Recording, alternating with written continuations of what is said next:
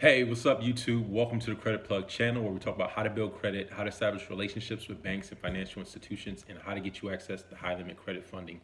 If you're new to our channel and you like our content, definitely consider subscribing. We do a ton of videos on how to build credit and just how to navigate this whole credit matrix out here. So today I got another special video.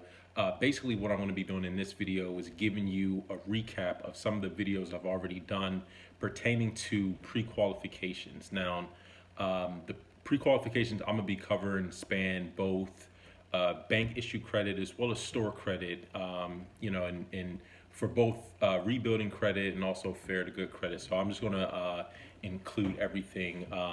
And these pre-qualifications are solid ones. Now, there's a difference. There are some credit card applications that are billed as pre-qualifications or pre-approvals, but they're only mere suggestions, and I'm going to cover some of those later at the end of the video. But I have about a good 10 or 11. So first, I'm going to start off with Capital One. That's usually the first place where you would start, and their pre-qualification is solid. If there's an offer that pops up, then you're at pretty good odds of getting approved for that.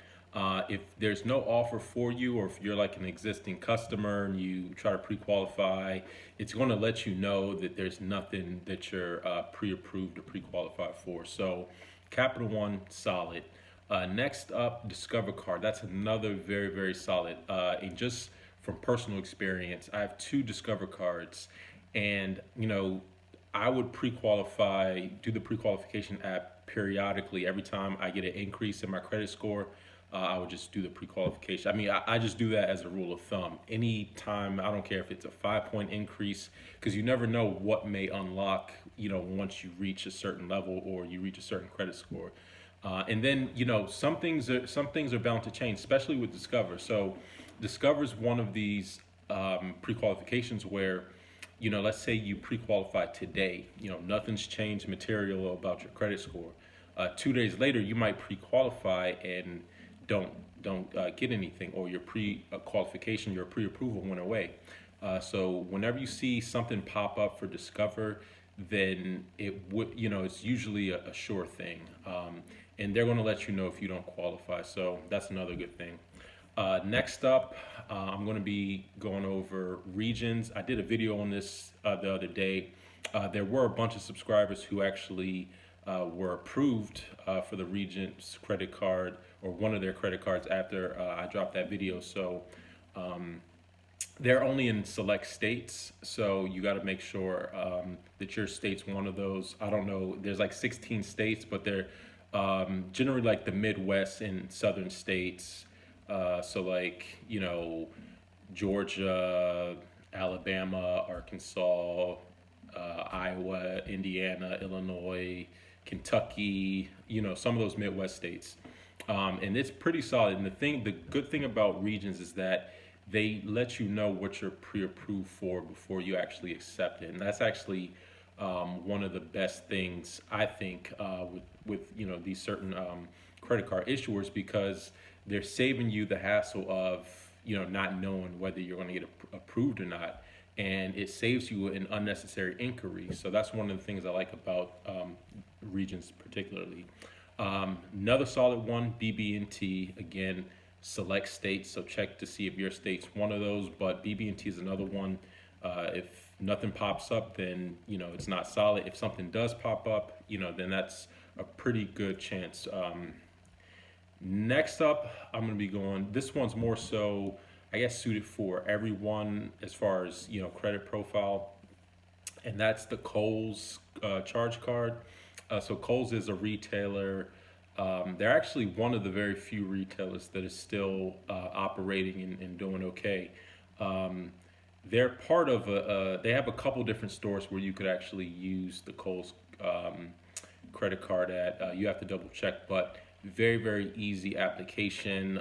They tell you whether you're pre-qualified when you do the application, and then you could then proceed.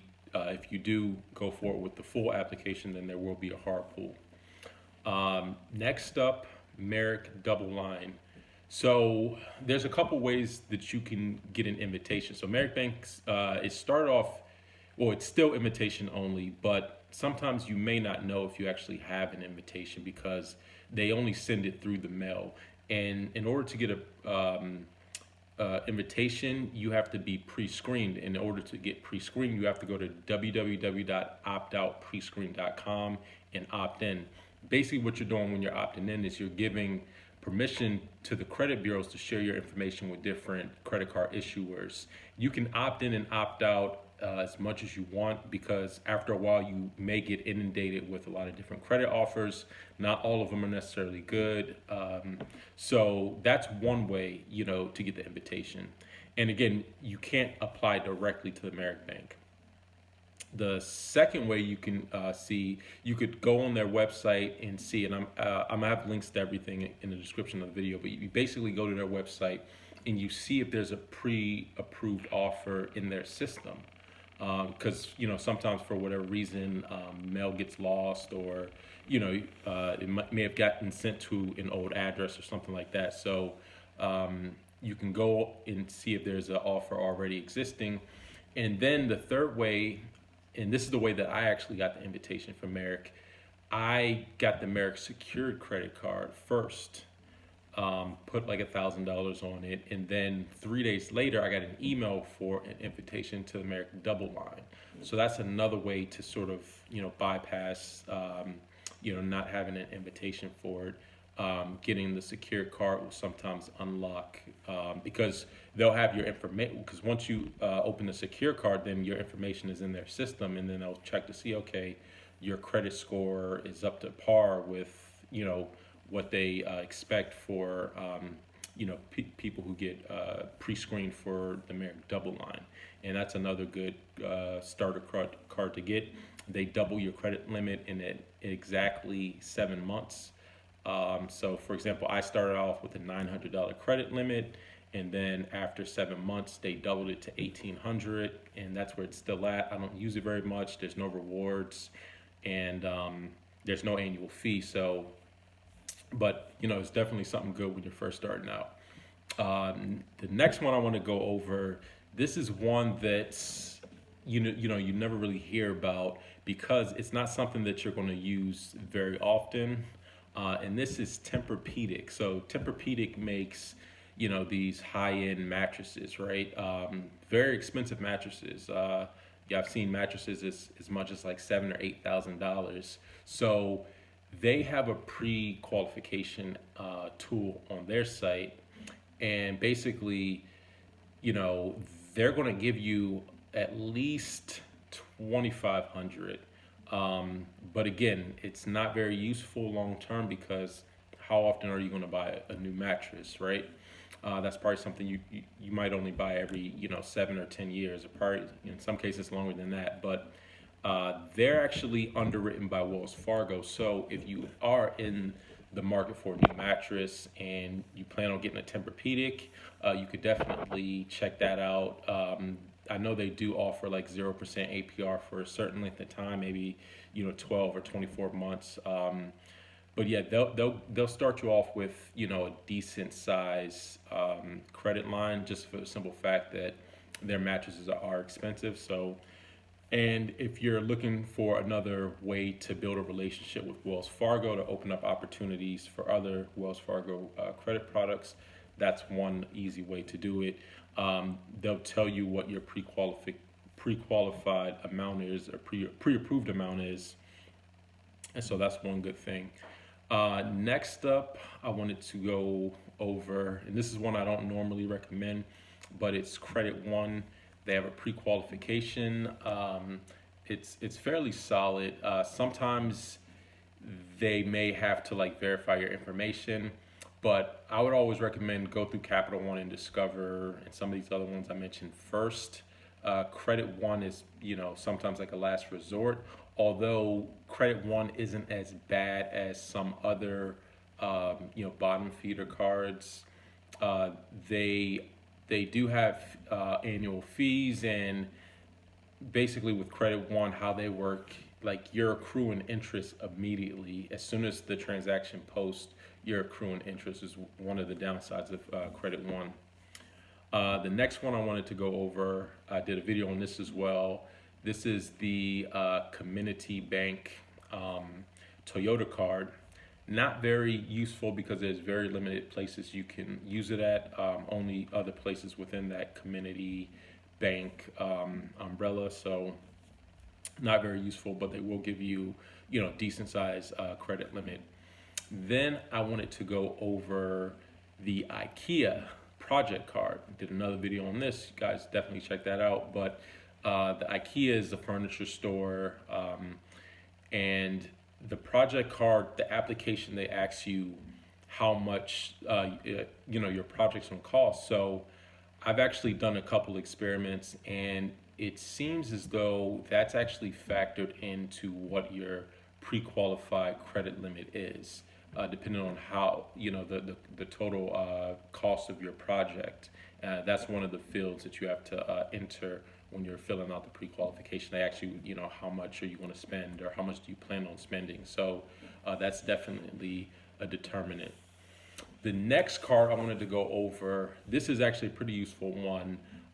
It's the Wayfarer credit card. Now, the Wayfarer is, again, community bank.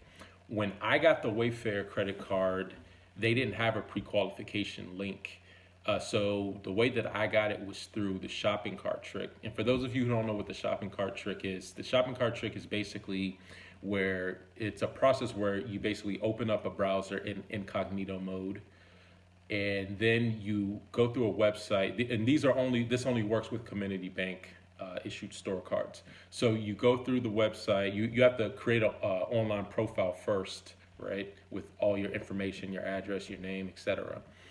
Then you go through the site, you add items to your shopping cart, and then if you've done it right, you also have to disable your pop-up blocker. But if you've done all those steps correctly, then there should be a pop-up for a pre-qualified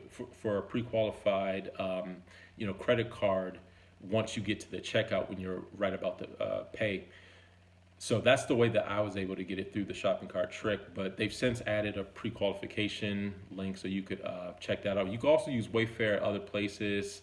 I know, like Johnson, Maine, and a couple other places you can use it at. There's like 4 or 5 other cards. So, if you're furnishing for your house or something like that, I bought a couple things for my house.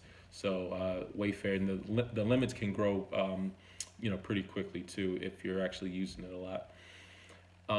And then last but not least, probably the best pre-approved, pre-qualified credit card out there is the Apple Card. Now, again, to apply for the Apple Card, you have to have an Apple ID, and then you can only apply through an Apple product. So if you have an Apple iPhone or like a tablet or something like that, all you basically do is you go to the wallet, the Apple Wallet, and then there's a little plus button at the top right. You hit that, and then it'll ask you if you want to apply for the Goldman Sachs Apple Card.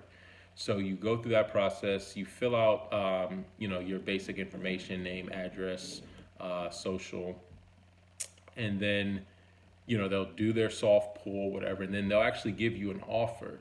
And so you could either accept or deny the offer. So if you accept the offer, then you'll actually take a hard pull. But the good thing about it is that you know what credit limit you're going to get before you actually apply. It's not like you just apply, you take the inquiry, and then you're waiting for the application to finish before you know if you're approved. And again, this is another advantageous way of not wasting inquiries, because you know exactly what you're going to get. Now, if you don't pre-qualify, then it's going to tell you, and you're not going to waste the hard pull. You could always try again. I think you could try like pretty often to reapply. I'm not 100% sure how frequently, but you could basically just keep trying until you actually get an offer. So that's actually one of the best cards as far as pre-qualification, pre-approval. So definitely check that out. And you don't need to have an iPhone to apply for the Apple Card, or you don't need to have be an Apple user at all. All you need to do is create an Apple ID. You could do that directly at apple.com, Once you get your Apple ID, basically, like if you have a family member, friend, just ask them to borrow their iPhone. You just sign them out of their Apple ID temporarily, and then you sign in, go through the process, and then you could get approved. So even if you're like an Android or Samsung user, you can get an Apple card too. And one of the great things about the Apple card is, you know, they give pretty decent limits because they're backed by Goldman Sachs. Goldman Sachs is traditionally like a wealth manager, so they don't really. This is their first time into the consumer credit space. So, and they're not trying to like alienate their consumer base either because. You know, a wide range of people use Apple products. So you can't just only approve people with high credit scores because then, you know, that's basically restricting their customer base. So anyways, those are the easiest and most efficient pre-qualification, pre-approval links. Posting a link for everyone we discussed in this video. And if you have any other questions, you can email me directly, info@creditplug. Until next time, y'all take it easy and we'll talk to you soon. Peace.